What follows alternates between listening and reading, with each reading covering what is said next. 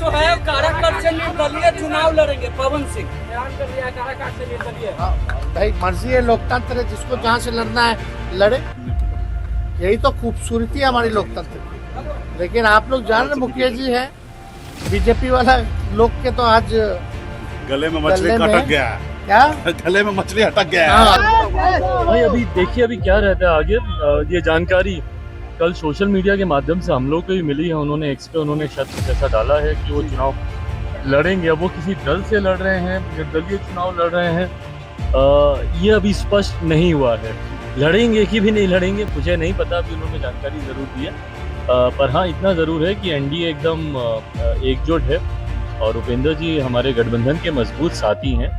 नहीं गए तो यही जो राजनीतिक गणित है वो बताता है अपने आप में कि पवन सिंह हो सकता है कि उपेंद्र कुशवाहा की ताकत कम करने के लिए गए हों। कुछ लोग तो यहाँ तक कहते हैं कि बीजेपी उनको एक तरीके से कह सकते हैं कि उपेंद्र कुशवाहा के खिलाफ यूज़ करती हुई नजर आ रही है। लेकिन अब जो बड़ी खबर निकल कर सामने आ रही है कि पवन सिंह जो है वो आरजेडी का दामन थाम सकते। अगर ऐसा होता है तो ये बीजेपी के लिए बहुत बड़ा झटका हो सकता है प्रांशी, क्योंकि नमस्कार, नेक्स्ट 9 न्यूज देख रहे हैं आप। मैं हूं आपके साथ प्रांशी राठौर। स्वागत है आपका हमारे खास प्रोग्राम में। हमारे साथ इस वक्त मौजूद हैं हमारे सहयोगी अमन जी। अमन जी, सबसे पहले आपको बहुत बहुत स्वागत है जी। जैसा कि आप भी जानते हैं कि लोकसभा चुनाव अब काफी नजदीक हैं और ऐसे में देखा जा रहा है कि लोकसभा चुनाव को मद्देनजर रखते हुए हर एक राजनीतिक दल की तरफ से उनके प्रत्याशियों के नाम घोषित किए जा रहे हैं। और ऐसे में अगर बात कर ली जाए बिहार की सियासत के बारे में, बिहार में 40 लोकसभा सीटें और इन 40 की 40 लोकसभा सीटों पर इंडिया अलायंस जीत का दावा कर रहा है। सबसे बड़ी बात तो यही निकलकर सामने आती है कि इंडिया अलायंस यहां से वाकई में जीत हासिल कर पाएगा या फिर नहीं, क्योंकि 400 का पार आंकड़ा रखा है बीजेपी ने जी। अब बात यहां पर कर ली जाए, कुछ ऐसे दिग्गज नेता हैं जो ना इधर हैं ना उधर है, मतलब ना ही एनडीए की तरफ है ना ही इंडिया अलायंस की तरफ है, और उन्हें लेकर तमाम दावे किए जा रहे हैं। जैसे कि पवन सिंह का नाम ले लीजिए, भोजपुरी सुपरस्टार पवन सिंह, जो इन दिनों बिहार की सियासत में सुर्खियों में बने हुए हैं। बीते कुछ दिनों पहले ही काराकाट से निर्दलीय चुनाव लड़ने का इन्होंने ऐलान किया, लेकिन खबरें बीते कल ये आई कि बहुजन समाज पार्टी की सुप्रीमो मायावती से इन्होंने मुलाकात की है। बसपा का इन्हें समर्थन मिल सकता है। वहीं अब ये दावे किए जा रहे हैं कि आरजेडी की सदस्यता अब कुछ देर बाद पवन सिंह लेते हुए नजर आ सकते हैं। देखिए प्रांशी, और जिस तरह पवन सिंह का आप जिक्र कर रहे हैं, देखिए शुरुआत से अगर हम देखें कि वाकई बीजेपी के नेता हैं, कई कह सकते हैं काफ़ी समय पहले उन्होंने बीजेपी की जो कह सकते हैं मेंबरशिप ली थी, लेकिन उसके बाद जिस तरह का पूरा प्रोसेस देखा गया, क्योंकि अगर आप देखें कि चाहे पवन सिंह के अलावा चाहे रवि किशन हो, मनोज तिवारी हो, दिनेश लाल यादव निरहुआ हो, ये सब एक्टिव रहते हैं अगर देखा जाए तो बीजेपी के अंदर। लेकिन पवन सिंह अलग थलग पड़े हुए थे, और जब नामों का अनाउंसमेंट होता है उसमें पहले ही हालांकि ये खबर सामने थी कि पवन सिंह ने ये मना किया था कि बिहार से जो अलग होकर वो कहीं से चुनाव नहीं लड़ेंगे, और इसके बावजूद बीजेपी उनको आसनसोल से शत्रुघ्न सिन्हा जैसे दमदार कह सकते हैं कैंडिडेट के खिलाफ और साथ में बड़े अभिनेता के खिलाफ उनको जो उतारने का फैसला करती है। पवन सिंह पहले तो खुश होते हैं, आपने देखा होगा वीडियो, हमारे दर्शकों ने भी देखा होगा कि बहुत ज़्यादा खुश होते हैं, मिठाई बांटी जाती है। लेकिन उसके अगले ही दिन पवन सिंह कहते हैं कि भाई मैं चुनाव नहीं लड़ सकता, मुझे वहाँ से चुनाव मत लड़ाइए। उन्होंने जो है टिकट वापस कर दिया। अब आप समझ सकते हैं कि पवन सिंह की जो राजनीतिक कह सकते हैं कि जो दूरदर्शिता है वो समझ में आ रही थी उनको भी कि अगर मैं बिहार छोड़कर बंगाल जाता हूं, आसनसोल चुनाव लड़ता हूं, तो मेरी वहां पर कोई बहुत बड़ी भूमिका नहीं है, कोई बहुत बड़ा जाना माना मेरा नाम नहीं। इसीलिए अगर बिहार से कहीं मैं चुनाव लड़ूं तो शायद मेरी स्थिति बेहतर हो सकती है। अब ऐसे में लगातार ये संभावना बन रही थी कि जैसे बीजेपी जेडीयू और चिराग पासवान के साथ में जो सीटों का बंटवारा करेगी तो कोई ना कोई सीट पर, यानी कि खासकर आरा सीट जहां से पवन सिंह आते हैं, वहां से हो सकता है कि बीजेपी उनको टिकट देती हुई नजर आए। लेकिन जिस तरह से बीजेपी ने नामों का अनाउंसमेंट किया उसमें पवन सिंह का नाम कहीं भी नहीं आया। साथ में उन्होंने ये भी कहा कि मेरी माँ का सपना था कि मैं चुनाव लड़ूँ। इस मद्देनज़र अगर देखा जाए तो पवन सिंह को लेकर लगातार कयास लगते रहे कि कभी ये लगा कि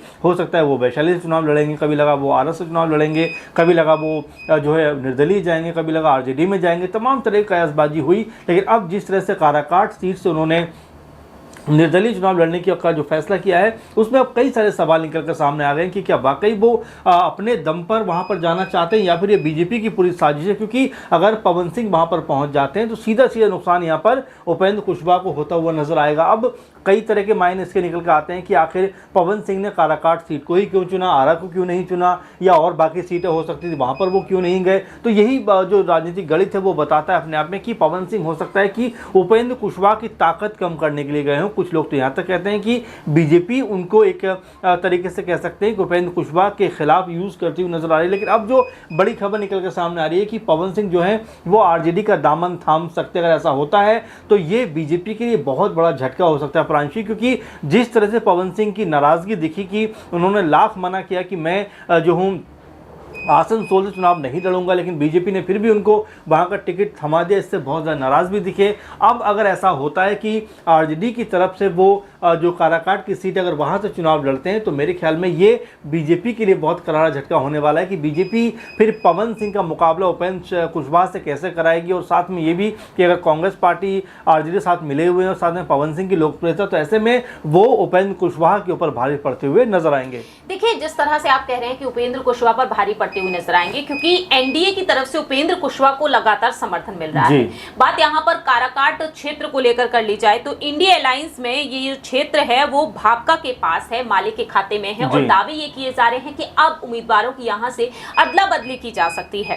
दरअसल सीपीआई एमएल ने यहाँ पर राजा राम सिंह कुशवाहा को उम्मीदवार बनाया है, और ऐसे में पार्टी सूत्रों का कहना है कि अब यहाँ पर अदला बदली की जा सकती है, क्योंकि कुशवाहा के तौर पर देखा जाए तो यहाँ पर उपेंद्र कुशवाहा तो है ही, दूसरी ही तरफ राजा राम सिंह कुशवाहा यहाँ से हैं इंडिया अलायंस की तरफ से, और पवन सिंह। पहले ये कहा जा रहा था कि दो कुशवाहों के बीच यहाँ पर एक राजपूत उम्मीदवार नजर आएगा जो कहीं ना कहीं एक मजबूत दावेदारी पेश करते हुए नजर आएगा, लेकिन कहीं ना कहीं इंडिया अलायंस इस चीज को भांपते हुए नजर आ रहा है। और अगर वाकई में सदस्यता वह लेने वाले हैं तो कहीं ना कहीं अंदरूनी तौर पर यहाँ पर प्रस्ताव देने की कोशिश जरूर हुई होगी। तो अब यही कहा जा रहा है कि यहाँ पर सीपीआई एमएल जो है शुरुआत से ही काराकाट की जगह सीवना की मांग करता रहा, तो आरजेडी को काराकाट के बदले सीवान दे सकती है और काराकाट से अपने प्रत्याशी के रूप में पवन सिंह को मैदान में उतार सकती है। पवन सिंह जिन्होंने सोशल मीडिया के जरिए साफ तौर पर अब अपनी बात रखी है, वह लिखते हैं कि माता गुरुतरा भूमेरु, अर्थात माता इस भूमि से कहीं अधिक भारी होती है, और मैंने अपनी मां से वादा किया था कि मैं इस बार चुनाव लड़ूंगा,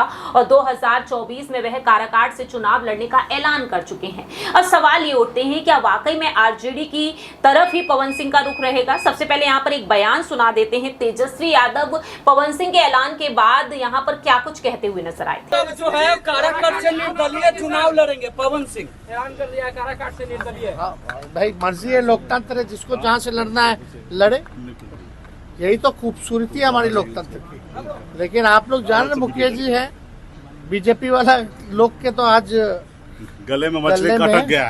क्या गले में मछली अटक गया। न सिर्फ तेजस्वी यादव ने अपनी बात रखी बल्कि चिराग पासवान भी बात कहते हुए नजर आए। चिराग पासवान का भी बयान सुना देते हैं कि वह पवन सिंह के लिए चुनावी प्रचार करेंगे या फिर नहीं, अगर वह उधर की साइड आते हैं। और ऐसे में यहाँ पर चिराग पासवान भी उनके ऐलान के बाद अपनी बात रखे हैं। देखिए जरा। भाई अभी देखिए अभी क्या रहता है आगे। ये जानकारी कल सोशल मीडिया के माध्यम से हम लोग को भी मिली है। उन्होंने एक्स पे उन्होंने शायद कुछ ऐसा डाला है कि वो चुनाव लड़ेंगे। अब वो किसी दल से लड़ रहे हैं, निर्दलीय चुनाव लड़ रहे हैं, ये अभी स्पष्ट नहीं हुआ है। लड़ेंगे कि भी नहीं लड़ेंगे मुझे नहीं पता, अभी उन्होंने जानकारी ज़रूर दी है। पर हाँ इतना ज़रूर है कि एनडीए एकदम एकजुट है और उपेंद्र जी हमारे गठबंधन के मजबूत साथी हैं, और उनको जिताने के लिए, उनकी जीत वैसे भी वहाँ से हो रही है, उसमें कहीं कोई संदेह नहीं है। उनको जिताने के लिए एनडीए के पांचों घटक दल एक साथ मजबूती से हम लोग वहाँ पर लगेंगे, और जो जानकारी सामने आ रही है उसको भी बात करके कैसे उसका समाधान निकाला जा सके उसका भी प्रयास हम लोग करेंगे। अब सवाल यहाँ पर अमन जी यही बन जाते हैं कि कहीं ना कहीं क्या वाकई में तेजस्वी ने एक संकेत दे दिया था। वह कहते हैं कि चुनाव लड़ रहे हैं, ये तो अच्छी बात है, चुनाव लड़ने चाहिए। तो क्या आज यही माना जाए कि मुकेश सहनी जिस तरीके से नाराज दिखाई दे रहे थे, तो मुकेश सहनी को अपनी तरफ किया, वो सीटों का जो उन्हें चाहत थी वो सीट उन्हें मिलती हुई नजर आई है। अब यहाँ पर सवाल पवन सिंह को लेकर ही बन जाते हैं।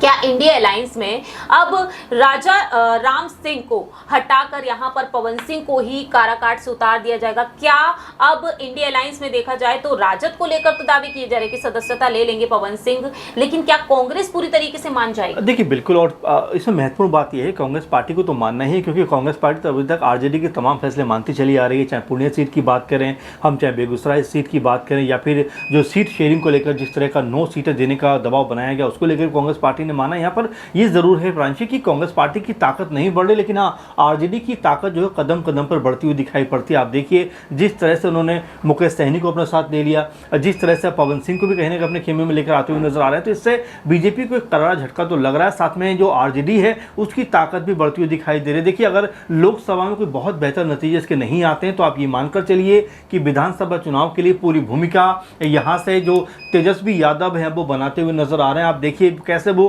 केसरी लाल यादव को साधते हैं, कैसे वो पवन सिंह को साधते हैं, और देखिए साथ में मुकेश सहनी को भी लेकर चलते हैं, कांग्रेस पार्टी को भी लेकर चलते हैं, सीपीआई जो वाम दल है उनको भी लेकर चलते हैं। तो ये तेजस्वी की जो राजनीतिक समझ है उसको कहीं ना कहीं दिखा रहा है कि किस तरह से बिहार के अंदर चौतरफा जो है वो बीजेपी को घेरने का प्रयास कर रहा है। अगर यहाँ से रिजल्ट थोड़ा बहुत भी तेजस्वी के पक्ष में आया तो आप ये मानकर चलिए कि विधानसभा चुनावों में जेडीयू बीजेपी गठबंधन के लिए वो बड़ी चुनौती बनकर पेश हो सकते हैं। और ऐसा कई राजनीतिक जानकार मान रहे हैं कि अगर जिस तरह से फील्डिंग जो है तेजस्वी यादव सजा रहे हैं, बना रहे हैं और लगा रहे हैं, उसको अगर कामयाबी मिलती है तो आने वाले विधानसभा चुनाव में हो सकता है कि जो इंडी गठबंधन है, जो कांग्रेस पार्टी और तेजस्वी गठबंधन है, वो पूरी तरह से मेजोरिटी में आता हुआ नजर आए, बहुमत में आता हुआ नजर आए, और यहाँ पर बीजेपी और एक तरीके से कह सकते हैं जेडीयू के गठबंधन को वो सत्ता से बाहर करता हुआ दिखाई पड़े। क्योंकि जो जिस तरह के फैसले तेजस्वी यादव यहाँ पर कर रहे हैं, जिस तरह के लोग उनके साथ में जुड़ रहे हैं, वो ये बता रहा है कि कहीं ना कहीं तेजस्वी ने उनकी निगाह तो जरूर लोकसभा चुनाव पर है, लेकिन उनका जो